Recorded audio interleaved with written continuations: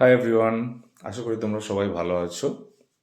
আজকে আমি তোমাদেরকে পাস্ট ইনডিফিনাইট টেন্সের স্ট্রাকচারে যদি ভয়েস চেঞ্জ দেয়া থাকে সেটা কি করে ট্রান্সফার করবে আনসারে সেটা শেখাবো। এর আগে আমি 3টে ভিডিওতে তোমাদেরকে present indefinite tense, present continuous tense, present perfect টেন্সের নিয়মে থাকলে সেটাকে কি করে আনসারে কনভার্ট করবে অর্থাৎ প্যাসিভ ভয়েসে কনভার্ট করবে সেটা শিখিয়েছিলাম। আজকের পালা হচ্ছে পাস্ট ইনডিফিনাইট টেন্সের। দেখো, একটা সেন্টেন্স আমি লিখেছি, দে চেঞ্জড দ্য প্ল্যান। এখানে দে হচ্ছে সাবজেক্ট, চেঞ্জড হচ্ছে ভার্বের পাস্ট ফর্ম অর্থাৎ ভার্বের সেকেন্ড ফর্ম, এবং দ্য প্ল্যান হচ্ছে অবজেক্ট। এটাকেই কনভার্ট করবো আমরা প্যাসিভে। বেসিক সিস্টেম, সাবজেক্ট যেটা আছে সেটা শেষে যাবে, অবজেক্ট যেটা আছে সেটা ফার্স্টে আসবে।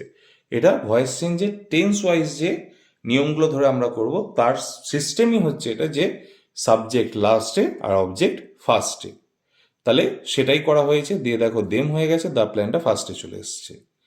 এরপর সাবজেক্টের পরই যদি ভি2 থাকে অর্থাৎ পাস্ট ইনডিফিনাইটের নিয়মে যদি থাকে, তাহলে এখানে যেটা অবজেক্টটা ফার্স্টে লিখছো সেইটা অনুযায়ী এখানে তারপরেতে ওয়াজ বা ওয়ার লিখতে হবে। এই প্রথমে যেটা লিখছো অবজেক্ট যেটা আসছে সেটা যদি সিঙ্গুলার হয় তাহলে ওয়াজ লিখবে, যদি প্লুরালে থাকে তাহলে ওয়ার লিখবে। অর্থাৎ একটা বোঝালে ওয়াজ, অনেকগুলো থাকলে ওয়ার, অর্থাৎ একের বেশি থাকলে ওয়ার। এরপর যে ভার্বটা কোশ্চেনে থাকে তার পাস্ট পার্টিসিপেল অর্থাৎ থার্ড ফর্মটাকে তোমাকে এখানে লিখতে হবে।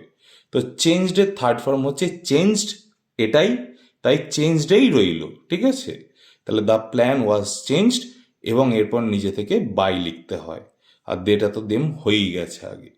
তাহলে রুলটাও দেখো লিখে দিয়েছি, অবজেক্ট অবজেক্ট অনুযায়ী অর্থাৎ এই যে অবজেক্ট এখানে লিখলে সেইটা অনুযায়ী ওয়াজ বা ওয়ার, তারপর ভার্বের থার্ড ফর্ম, তারপর বাই, তারপর সাবজেক্ট। আশা করি তোমাদের বুঝতে কোনো অসুবিধা নেই। যদি থাকে তাহলে কমেন্ট সেকশনে তোমরা লিখো এবং আমি তোমাদের সেখানে ডাউট ক্লিয়ার করে দেবো। All the best.